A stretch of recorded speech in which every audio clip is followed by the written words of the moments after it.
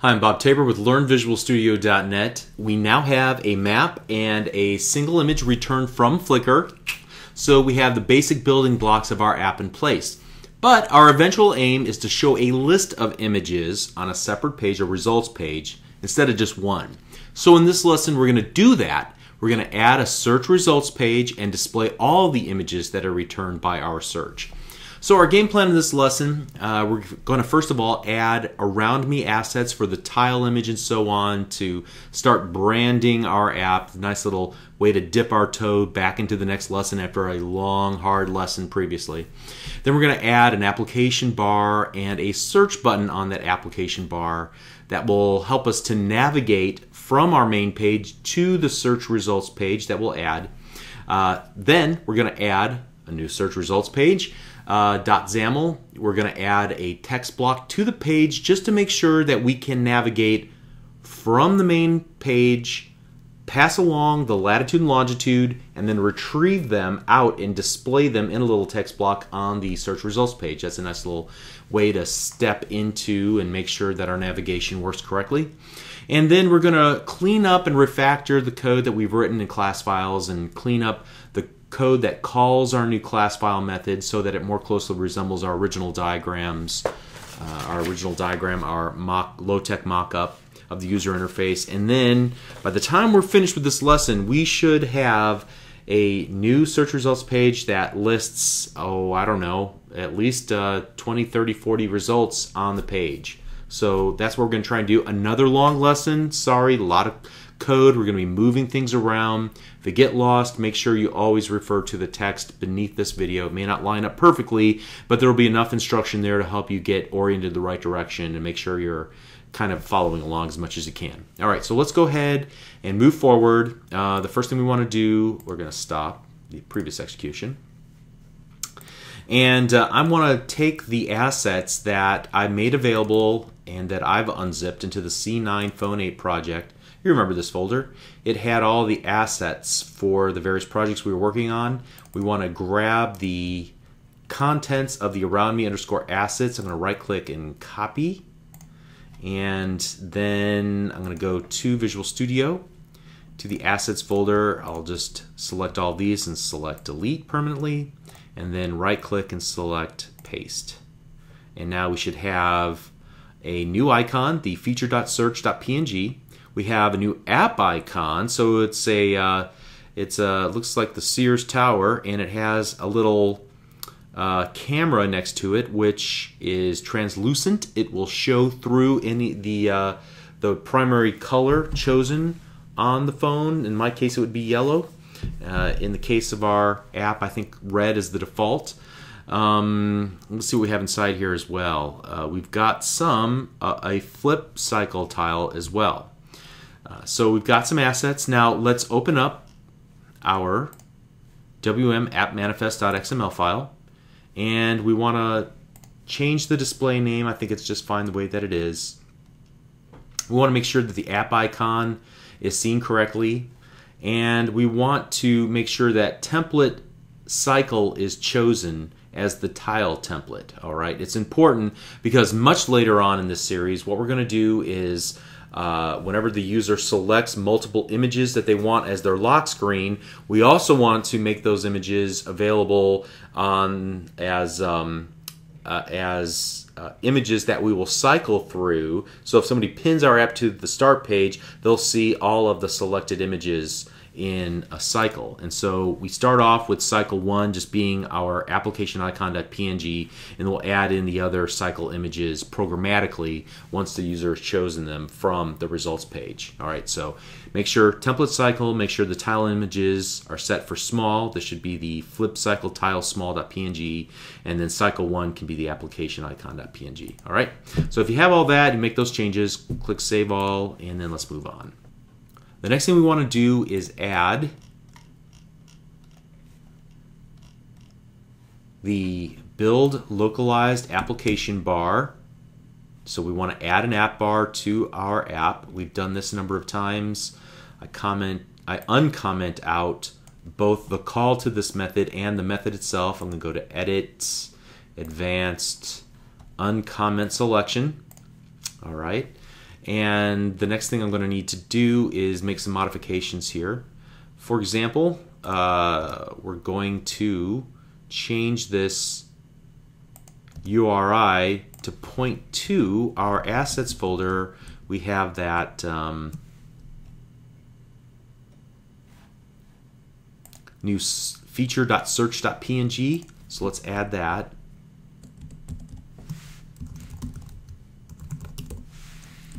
All right. We're going to change the app bar button.text, and we'll just hard code that to the word search. And then app bar button.click, I want to wire that up to something called search click. So we'll add a new event handler method stub called search click. I'll right click it, select generate method stub. Great. And so when somebody clicks that little search icon on the toolbar, we want to navigate to a new page. I'm going to go ahead and set it up, and then we'll add a new page a little bit later here. So string nav2 equals string.format, and we'll give it a string, and then we'll give it a page. So we'll call that new page that we'll create in a moment search results.xaml, and then we're going to pass the latitude and the longitude using a query string. So question mark latitude equals, and then we'll replace that, ampersand longitude equals, and then I'll add a replacement code for that. And so where can we get the latitude and longitude from? Yes, the AroundMe map. Control.center.latitude. And then the AroundMe map.center.longitude. Great. It's coming together. And then finally, how do we navigate from one page to another? Right, the navigation service. Navigation service.navigate. And navigate needs a URI. We've created URIs before. URI needs two parts. It needs a string representing a place we want to navigate to, and then URI kind, relative or absolute. Good, good, good. All right, very good. Now let's just see it in action, just for fun.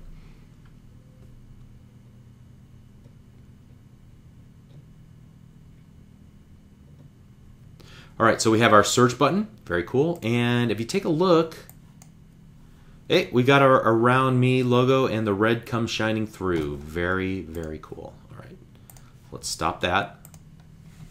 The next thing we need to do is add a new page to our project. So I'm going to right click and select add new item.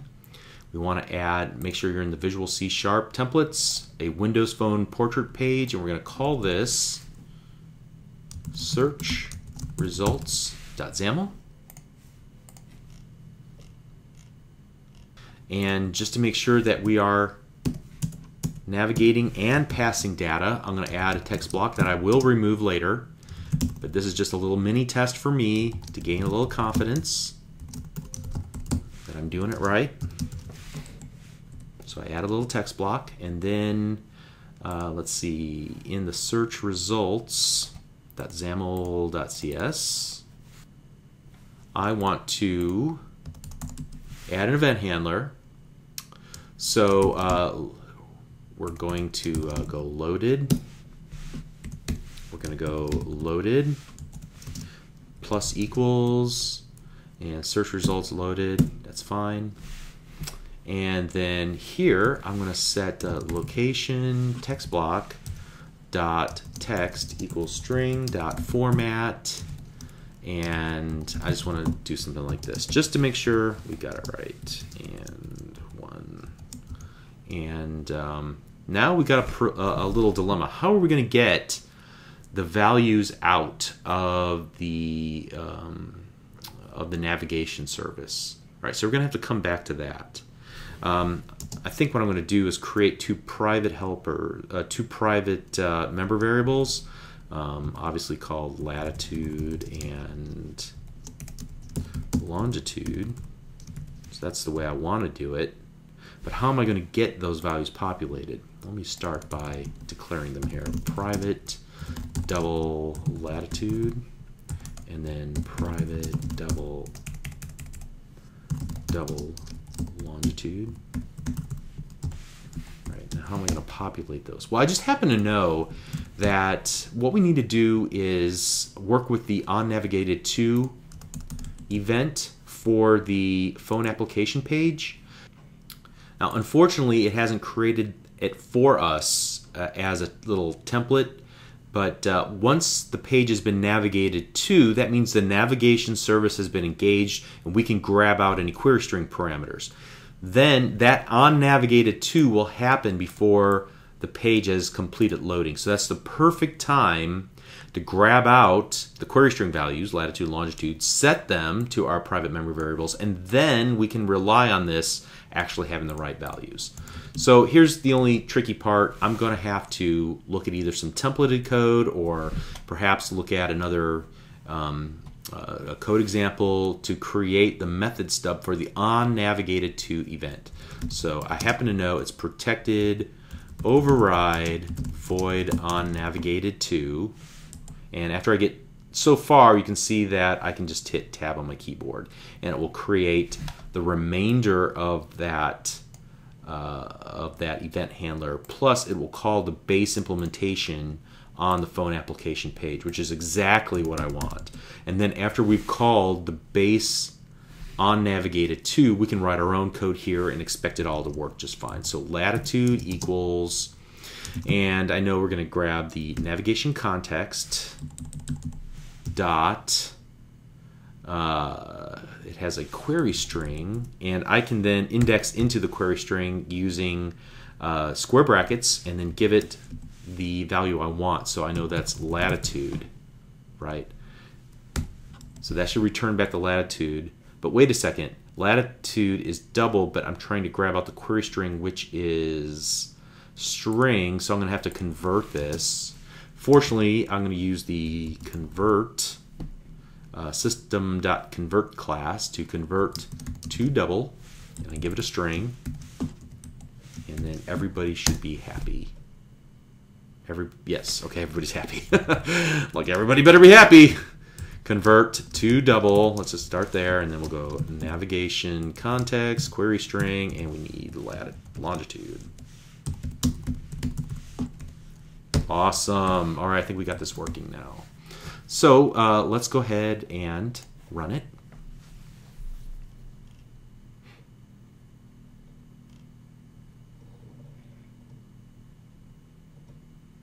All right, and if I hit the search button, it does navigate to this new page, and it passes along latitude and longitude, so we're good to go. All right, so now what I want to do is I'm going to refactor my code.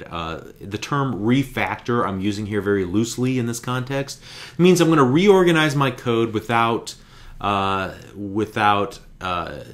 changing the functionality. So I want to improve the quality of the code. I want to make sure it's more readable, that its structure is more correct, that it's organized better, but I don't want to change its functionality just yet.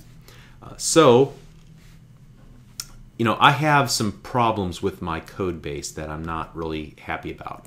For example, the most obvious one is that these classes, they need to sit in their own files, ideally. Now, I'm just going to create one file, and I'm going to stick them all in there. But if this were a real project, I would probably not do it that way. I'm going to call this the photo class. And the reason why I would prefer to put all of these into their own files instead of just one biggie is so that I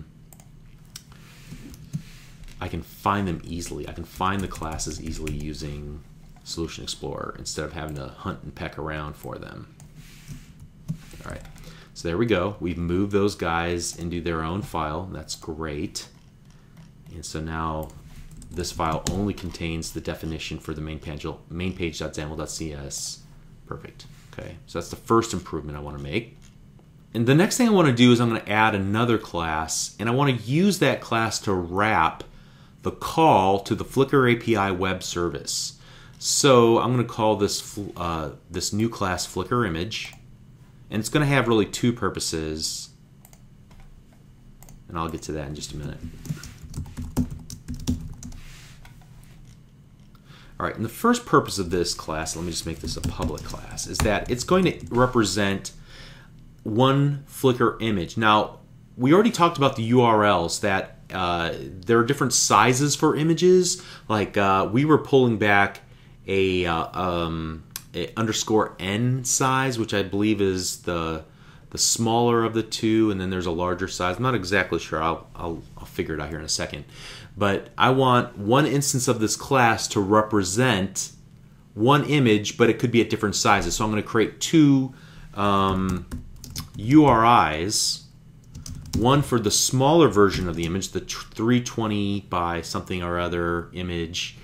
And so here, I'll just do it like this. Prop, tab, URI, tab, image, 320 for the smaller version, and then URI image 1024 for the large version. The smaller version will be used in the search results page to grab out smaller versions of the images.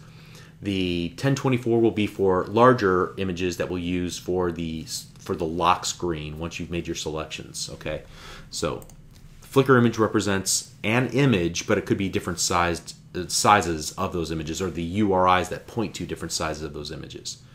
But then I want to use this class for a second purpose as well, and that is to wrap the call we'll make and make it static. So we'll go like a public static get Flickr images, and it'll actually let me return the data type. We'll return a list of Flickr image, like so. So this class, when we call it, we'll call FlickrImage.getFlickrImages. We'll give it some information, and then it'll return back to us a list of images. And then we'll bind to that list of images and use the image 320 URI to show tiles with an image in each tile representing each of the images that were brought back from Flickr. All right, hopefully that makes sense. All right, so now this get Flickr images is basically going to be everything that we've done in here, like everything we've done from here down to like there, I think. All right. All right, so we're going to copy all that, and we're going to put it here like so. All right, and I'm going to need to resolve some of these guys because the new file does not have a using statement for several of the classes we're going to rely on. Let me just make a quick pass through here. All right, and since we're moving this to a new file, we're not going to have these values to pass in. So let me go ahead and we're going to add, like for example, double latitude and double longitude. And so then we'll replace these guys with latitude and longitude. And that should make them happy. And oop, we have an await keyword, and we know how to resolve that. So we're going to have to make this public async static list of, whoop, now you're not happy. That's because when we make a method async, the return has to be a task of the type we want to return. And again, this will all get explained in the very next lesson, but to resolve it for now, I just wrapped the return value with task in an open and close angle bracket. Okay. Okay, we're going to need to resolve this as well using Newton JSONsoft. Great. And we no longer have Flickr image, so we don't really need that. We don't need that anymore, so I'm just going to delete those guys from there. We do need that, however. All right, let's get rid of that. Now our aim here is to return a list of Flickr images. So let me go ahead and create a list of Flickr images called images equals new Flickr images, like so. And then do is create a new Flickr image called image equals new Flickr image. Each time we do a loop. And our goal this time is to create this base URL. And so image.image320 equals the new URI, and give it the base Flickr URL plus this underscore n dot JPEG. So let's remove that from there. Okay. And then this line of code is going to be almost identical, except it's going to be for the 1024 version. And this will be the larger, the bigger version, underscore B. Then we want to add all those, or that image that we just built, to our images collection. And then finally here, we want to return images. All right, so that's ultimately what we're trying to do with this. Now we spent a lot of time constructing this URL. I mean, a lot of code is devoted to this purpose. And I think what I would prefer to do is to take all this out, and I'm going to come back to this, and I'm going to create another method, and I'll call this private string get base URL, and I'll just construct it in there. So then we can just do something like this, var base URL equals get base URL, like so. All right, why aren't you happy? Oh, if we're going to call a private helper method from a static method, we have to make it static as well. That's easy enough to do. Okay, so I think the only thing that I'm going to have to pass in latitude and longitude again. So double latitude, double longitude. Cool. That should satisfy that. But I think I want to pass in this Flickr API as well. I don't want to just hard code it in there. I might want to use this some other day. So it seems like a pretty useful little class to have around. So let's go ahead and let's go string Flickr API as well. And that should make you happy, or API key. Okay, do that. Good.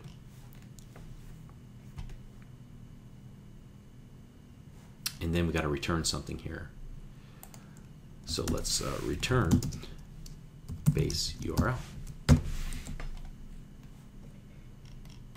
Okay, I think that'll work. Oh, but I need to pass in some stuff. So I'm going to have to pass in the Flickr API key. I'm going to have to pass in latitude. I'm going to have to pass in longitude. Which means I'm going to have to pass in string Flickr API key, like so.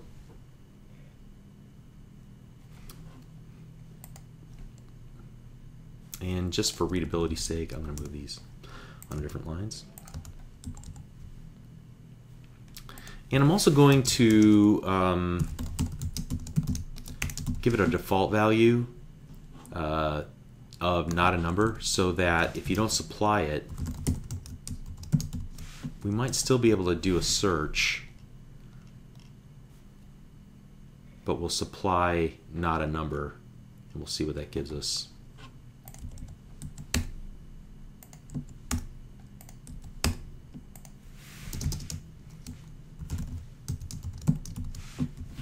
We'll do the same thing here.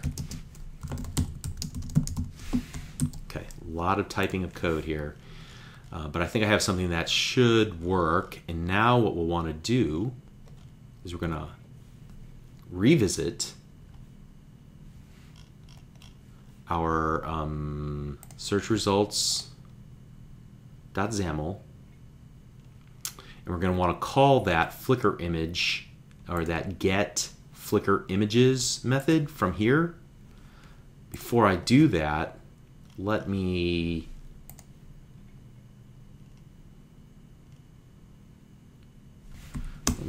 hold on to this real quick. I'm just going to put this, sometimes in Notepad, I'll just hold on to values I know I'm going to need in the future, like so. And I think I can get rid of almost everything inside of here now. And the only thing I really want to hold on to, I don't even want this anymore. I think that's all I need. We'll get rid of that too, clean it all up. In fact, I'm going to go to the main page.xaml and I'm going to remove this. And I'm going to remove that. I don't even need any of that stuff anymore. All right, we'll rework the row definitions stuff later. I'm not going to worry about that right now. But I think we've completely cleaned up the update map. And now what I need to do is I need to go into the search results.xaml.cs. And here what I want to do is I'm actually going to use this Flickr API key, and I'm going to make a constant out of it. So private const string.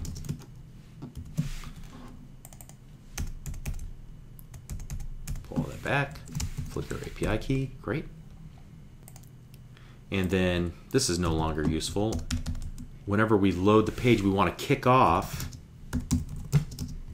the Flickr image dot get Flickr images, and I'm going to pass in the Flickr API key. I'm going to pass in latitude. I'm going to pass in longitude. And then that should give me what I need there. What's your problem? Oh, I spelled string wrong. Easily fixed. Okay, so I got that back. That's good. And now I need to, what I want to do is I'm going to make images. Now images is a list of Flickr image. I'm going to make that as the data context. So I'm going to set the data context property of the search results page. So any data that this page needs, I'm going to set that to images, like so. That should work. And then the next thing I need to do is go into the search results.xaml page. Let's make some room here, set this to fit selection, great. And here I want to change the definition of this page.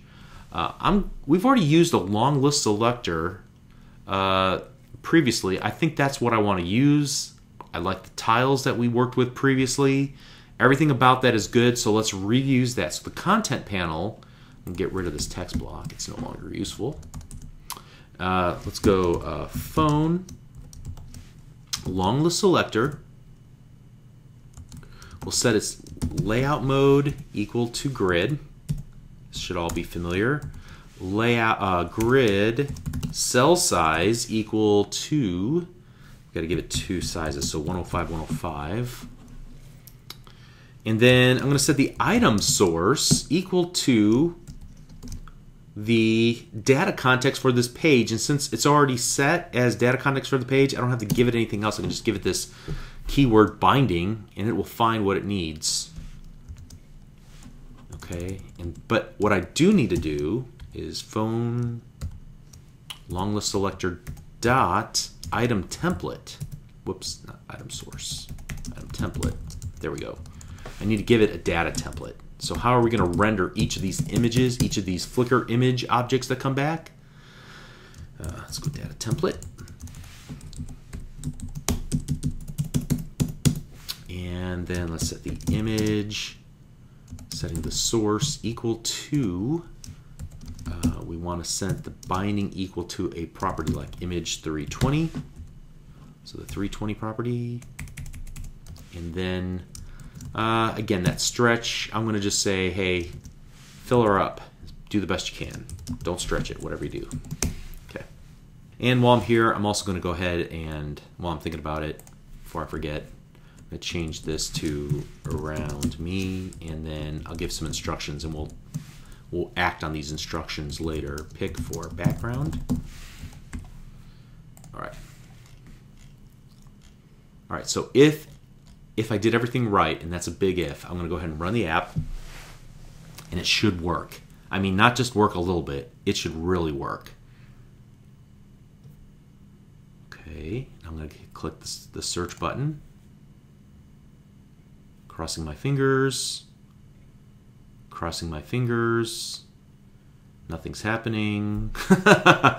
I have a feeling we missed something somewhere. Let me, I got a suspicion though. We made it to the other page, but for whatever reason, we never got values back. So I'm thinking this has something to do with the search results.xaml.cs page.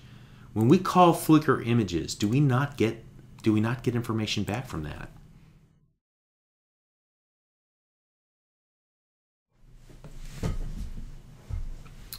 And it takes me a little bit to figure this out, but eventually I see that Flickr result returns no values, and it did before, so something's not quite right here, and then I realize what the problem is. I passed in latitude twice. Now you probably caught that while I was typing, so why didn't you tell me? That's your fault. You're the wingman here. So latitude, longitude. Okay, let's go ahead and get rid of that. Whew, okay, let's go ahead and run it now. Boy, I hate when things like that happen. But I think everybody does. So let's go ahead and click search this time, and with any luck, yes! Yes! All right, we see results are in or around the John Hancock Center. Awesome. Okay, so before we close this lesson out, during a code review, Clint discovered 2 small bugs in our app, and it's really important that we take the time to fix these. Now, so I'm going to need to make just a few small modifications to what we've already done. So I'm coming back to this a couple of weeks after I originally recorded, so that's why I have the hockey beard now. But these modifications that I'm about to make to the code, you're not going to see these modifications, the lines of code that I'm about to add, in the rest of the videos. However, they will be present in the downloadable source code, also in the text and screenshot version of these lessons, and so on. So both of these bugs appear in this get base URL helper method that we created earlier in this lesson. So the first mistake that I made was really just a dumb mistake on my part. This replace method returns a string. It doesn't just set the string that it's called on, rather it will return a string value. So we need to capture the value that's returned from replace and set the license variable to that new value. So it's as simple as this. License equals license.replace, and that will fix that bug. All right, now the second bug that we have in our code will only surface if you attempt to use this app with your physical phone device, or perhaps if you choose a different location than I've selected in the emulator. So actually it's not really a problem with our app per se, it's actually a problem with Flickr's API. So Flickr's API will only accept 5 digits of precision, and if you ever send it more than 5 digits of precision after the decimal point, then it will never return a result. So sometimes the phone will return 8, 10 places of precision, and therefore we're going to have to use the math.round method to ensure that we only send up to 5 digits, or rather 5 places of precision. All right, so here we go. Let's go ahead and make the changes. I'm going to just do it right below this line of code that we just modified. So if not, double dot is not a number, so we'll just make sure that we're working with a good number here for the latitude. Then we'll set latitude equal math.round, and we'll give it latitude. And then you can also specify the rounds a decimal value to the specified number of fractional digits. That's the overload that we want. So we'll just set that to 5. And then we'll do the same thing for the longitude as well. So if not, double is not a number, longitude, then we're going to set longitude equal to math.round longitude, and we'll pass in 5. All right, and that should fix the problem. Okay, sorry about that. Sorry for the confusion. So let's go ahead and recap this lesson. To quickly recap, the big takeaway in this lesson was navigating to a new page and also talking about how we were able to restructure and refactor the code so that its implementation becomes cleaner and more obvious. And you'll see the value of this reorganization a little bit later as we continue on through this series. I'm really just planning ahead by separating out a lot of this code into this class, flickrimages.cs. And while I don't think that we really learned anything new per se with regards to binding and such, we did get another chance to exercise the things that we learned whenever we were working with the SoundBoard application yet once again. Okay, so like I promised, it's time to talk about the async and await keywords, and we're going to do that in the very next lesson, so we'll see you there. Thank you.